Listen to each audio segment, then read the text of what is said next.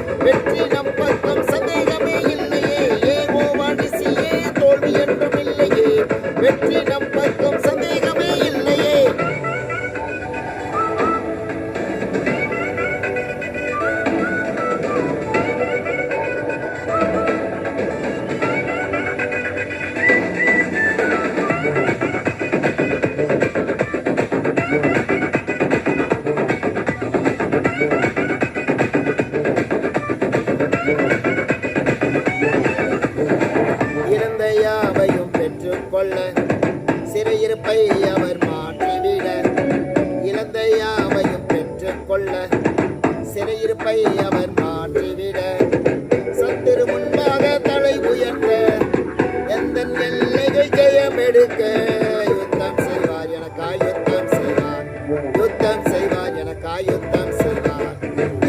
மனுஷியே தோல்வி என்றும் இல்லையே, வெற்றி நம் பக்கம் சந்தேகமே இல்லையே.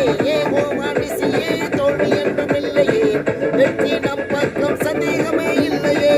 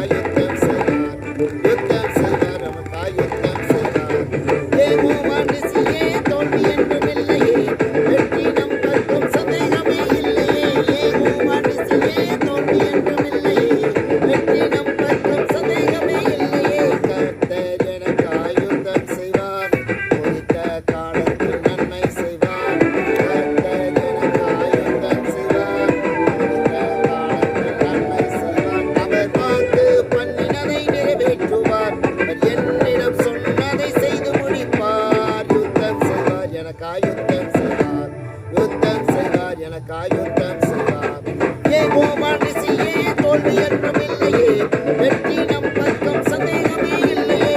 யெகோவா நிசியே, தோல்வி என்றும் இல்லையே, வெற்றி நம் பக்கம் சந்தேகமே இல்லையே. யெகோவா நிசியே, தோல்வி என்றும் இல்லையே, வெற்றி நம் பக்கம் சந்தேகமே இல்லையே.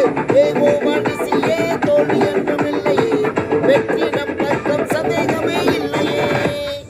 ஜெபிப்போம். ஆண்டவரே, இந்த நல்ல அருமையான நாளுக்காக ஸ்தோத்திரம். இந்த நாள் கூட எங்களுக்கு ஆசீர்வாதமாக்கி தாரும். என்னுடைய குடும்பம், உங்களுடைய பிள்ளைகளுடைய படிப்பு, கல்லூரி வாழ்க்கை, உங்களுடைய பிரயாணங்கள், எங்களுடைய சபை, என்னுடைய ஊழியங்கள், ஆண்டவரே நாங்கள் நம்பியிருக்க ஆண்டவரே ஊழியர்கள், என்னுடைய விசுவாச குடும்பங்கள், இவை எல்லாவற்றிலையும் உங்களுடைய கிருபை இருக்கட்டும். என்னுடைய கையின் பிரயாசம், என்னுடைய தொழில், என்னுடைய வியாபாரம், என்னுடைய வேலை, என்னுடைய வருமானம், இவைகளை நாளைகளை ஆசீர்வாதமாக மாற்றும் தாழ்த்துகிறோம். உடைய பரிசுத்த கரத்தில் கொடுக்கிறோம். இயேசு கிறிஸ்துவின் நாமத்தில் வேண்டிக் கொள்கிறோம். நல்ல பிதாவே, ஆமென்.